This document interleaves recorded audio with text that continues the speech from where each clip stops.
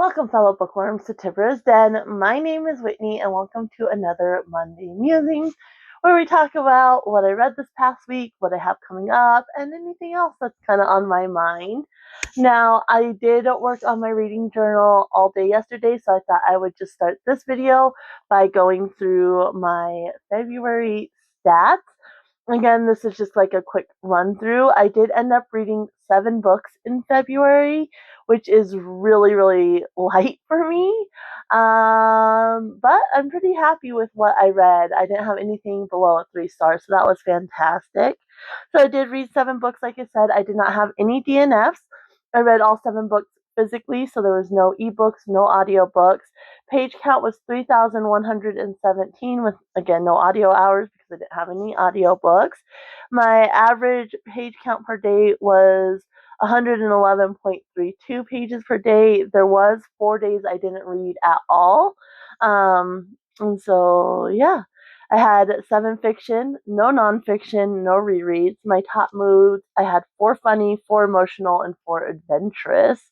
Genres, again, these overlap, so there's more genres than there are books, but I had 3 that fit the fantasy category, 2 thriller, 2 science fiction, 2 romance, 2 historical, 2 contemporary, 1 LGBTQI plus, and 1 young adult, 1 mystery. I do that every time. 1 mystery, 1 literary, and 1 horror. So that was pretty good.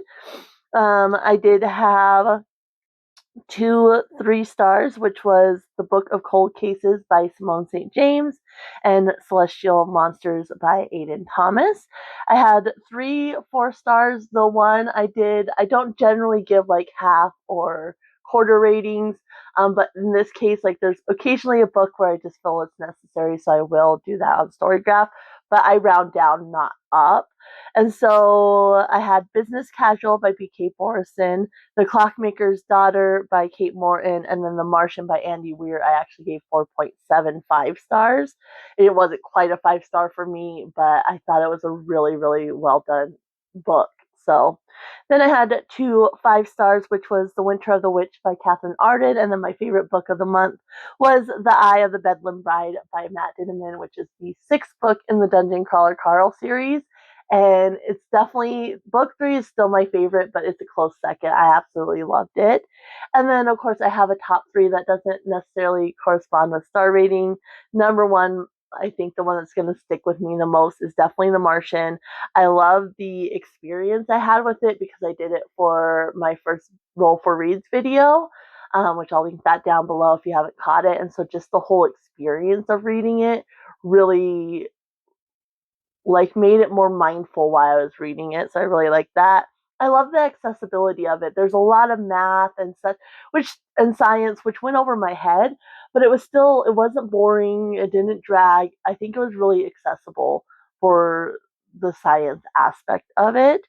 I like the stakes and the problem solving. So, something would come up and he would problem solve, and it didn't always go to plan. So there was high stakes involved. And I really like kind of that back and forth of, okay, that didn't work. What can I do now? Or, this problem arose. What can I do to fix it? And sort of thing. I love that. And then the conversation kind of about risks and whose choice it should be regarding those risks and such. I really enjoyed that aspect. Number 2 is The Clockmaker's Daughter, which I'll talk about here in a second, by Kate Morton. I like there's this house that's very central to the story as a whole, and I really like that. I love the intertwining of timelines and characters, and I like the mystery of that first person point of view.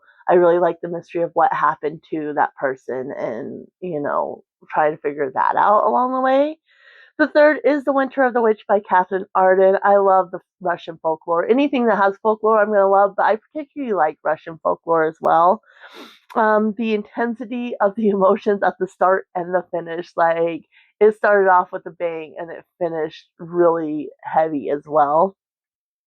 And then I loved the way the author combined that historical element, like real, like, battles and political situations, combine the historical element with kind of that fantastical folklore element as well. I thought she did that fantastic. And so, yeah, those were the stats for February, a light month, but like I said, I was really pleased with what I got read as well. And so let's see here. What did I say I gave that book? Like, okay. I did only finish two books this past week. The first was Business Casual by B.K. Borison. This was a 4-star, as I already mentioned.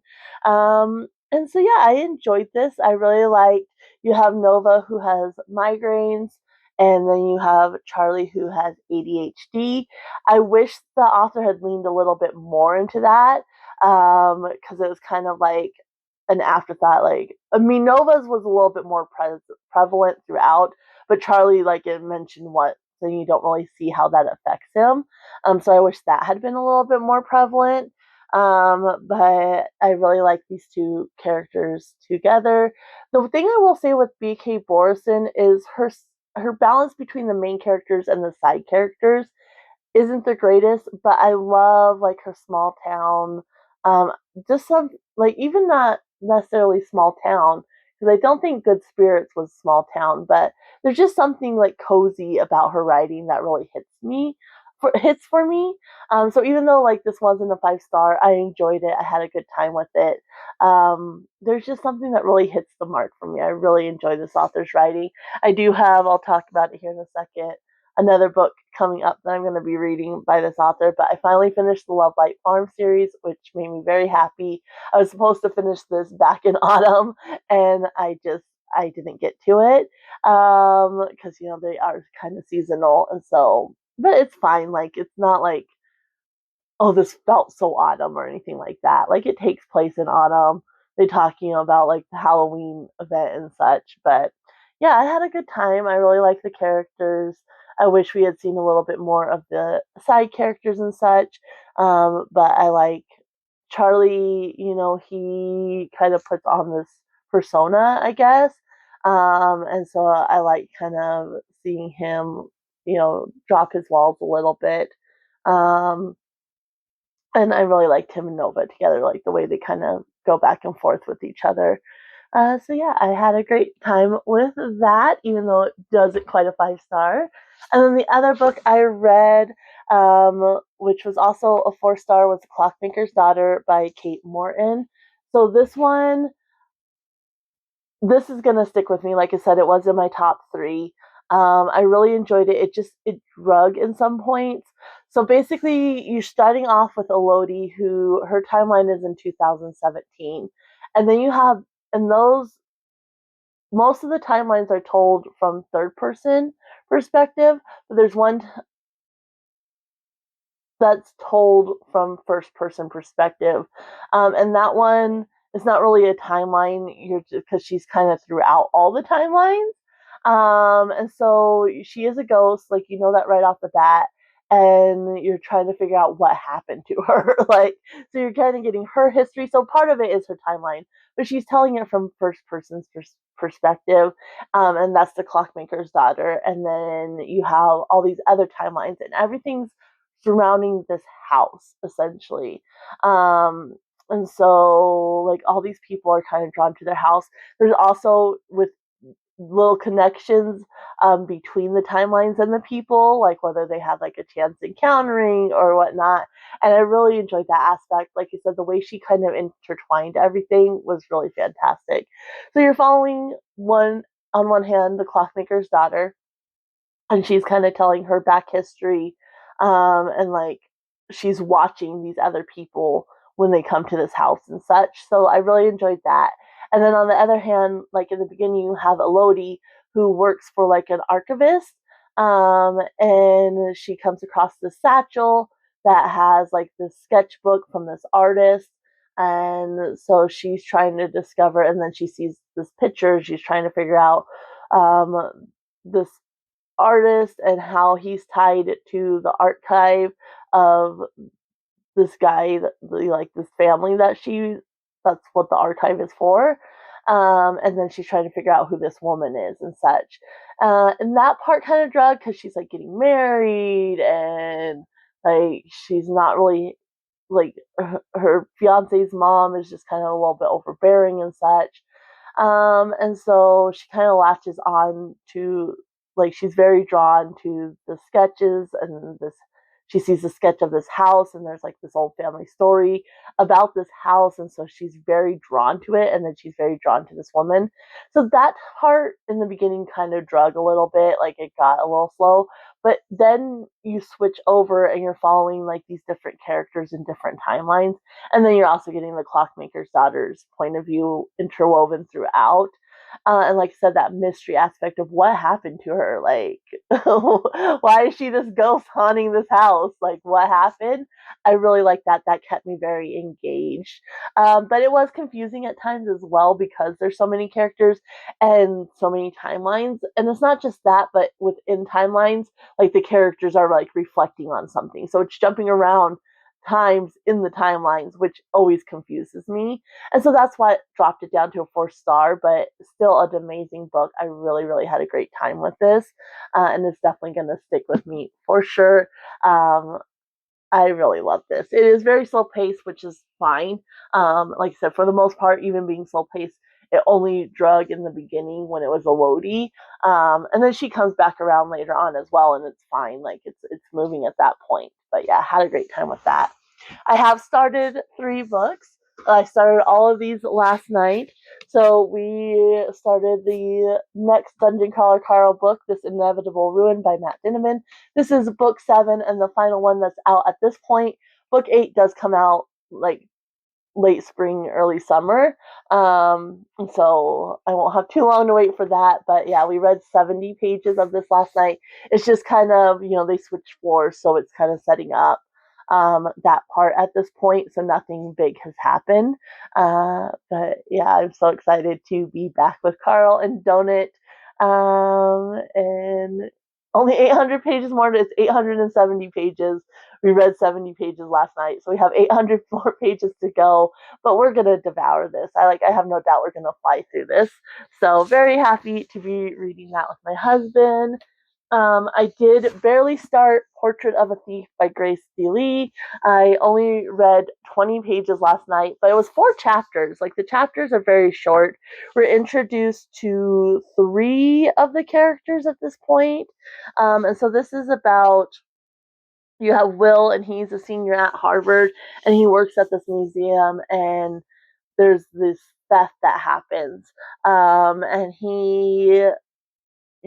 one of the thieves slides him a card. And so right now, like, he's gathering people, and they're gonna go and see what this is about, basically. So we've met him.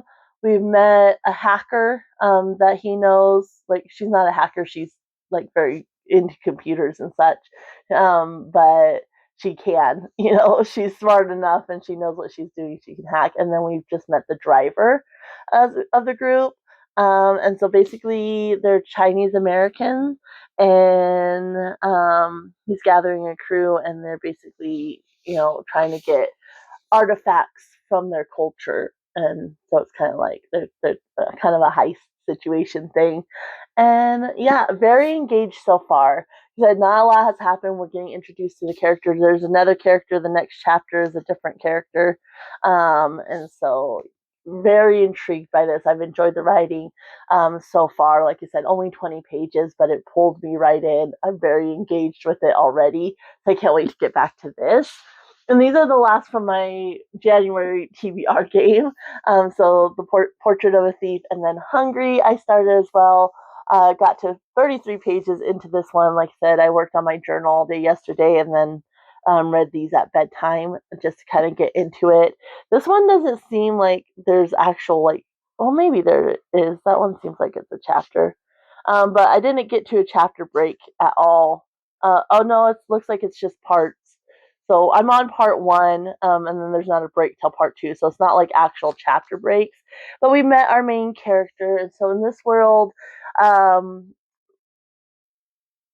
it's like very advanced. There was this big war because food was getting scarce, and there was like the last seed bank, and then there was this big war over it. And so you have one world who basically controls everything at this point. And they don't eat. The people don't eat anymore. They get like not a pill, but like this drink that meets all their nutritional needs and such. Excuse me. Very AI like technology forward. And Thalia's very intrigued by like the old world, and so her grandmother lives with her, and she's always telling about cooking, and she teaches her to knit, and she has like her grandmother's old clothes, but everything's like synthetic. The food, the clothes, everything, and then it's all very technology based. And so our main character, Thalia Apple, her last name is Apple, is very into like the old world. She doesn't like the tech, and she's starting to have like her tummy's rumbling and growling like it's hungry. And she's like dreaming of food and such. And so at that point, like she's like, I don't know what's going on. Her mom's a doctor. It's like, well, maybe we just need to adjust, your dosage of the synthetic meal basically. And so yeah, barely started into it. It's very YA, which is fine. I don't mind that so far. But again, it pulled me right in. I'm very intrigued by this. I'm really looking forward to continuing this. So those three are definitely, obviously this Inevitable Ruin we're going to be reading each night. I would like to finish up both Portrait of a Thief and Hungry within the next couple days. And then this week I'm going to focus on priority reads. So the live show for Kim from Expedition Through Pages, she does this team-based game each month, and it was not yesterday, but the Sunday before. So we have our prompts. I was trying to finish up, some of these other books first, but my next priority is to read the books for that. So I do have an ebook because one of our prompts was a group prompt to read the solar system. So I chose Uranus, and I chose Beyond Uranus by what is his name? Something Bruce, Stewart Bruce, I think, and Nigel Moreland. I have that digitally, so I'm planning on reading that for that prompt. And then we had Last Chance Author, and so I chose Tarzan and the Lost Empire by Edgar Rice Burroughs. I read The Princess of Mars by this author, and I hated it. I came across this at a thrift store, and I was like, ooh, Tarzan. But I just grabbed it just to have it. Like, I definitely collect books, not necessarily planning on reading them. So when that came up, I was like, okay, who do I have? Because I generally, authors I don't like, I'm not keeping. And so I figured I'll give this a try because I am interested. This is obviously like later in the series, but I think it's going to be fine. And it's nice and short. It's less than 200 pages. And like I said, I hated The Princess of Mars. I didn't plan on reading this even though I bought it. And so I thought, you know what, I'll give it a try because it's Tarzan. Maybe I'll enjoy it more than The Princess of Mars. But it just was very like misogynistic, gross man writing in The Princess of Mars. So I'll give this a try, but this is the last chance. And if I don't enjoy this, I'm definitely not picking anything up from this author. So I have that. And then I could have used The Clockmaker's Daughter for this prompt, but I was like, where I don't really have an interest in visiting Victorian times, but it's basically which is one of the main timelines, or World War II times, or anything like that, World War One. And it's basically to read a book set in a time you would like to visit. And so I'm going to go with Gods of Jade and Shadow by Silvia Moreno-Garcia. This is 1920s, like jazz age. And so that I definitely want to visit. And I also have The King of Crows, which is set in the jazz age. But this one's a little bit shorter. And so I thought, and The King of Crows, like that series, the Diviner series, is kind of dense. So I was like, I don't want to commit to that for that prompt. And so I decided to go with this. And so you have a young woman and a Mayan death god embark on a life-changing journey. This one-of-a-kind fairy tale inspired by Mexican folklore. The jazz age is a time of daring dances and fast music, but not for Cassiopeia Tunn. She is stuck in her dusty small town performing menial chores until the day she opens a curious wooden box and accidentally freeze an imprisoned deity. So very excited to. I was supposed to read this last year, didn't get to it, and so yeah, that's gonna be my other prompt. So I'll have these three plus these two plus the digital book, and so that's my goal, is to finish the two books from my last TBR game, get these priority reads read. Beyond Uranus is less than 200 pages as well, and so that shouldn't be a problem. I'm very confident. Those seem, Portrait of a Thief, the font is really big, the chapters are really fast, and then Hungry is a YA. So I think both of those will read fast if I can just focus and have a good brain week.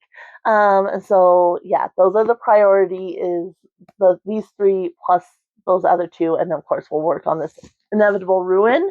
Now, I do want to also read my family's book club pick, Taurus Season by Brynne Weaver. Like I said, I like to get the priority reads done right away so I don't have to worry about it.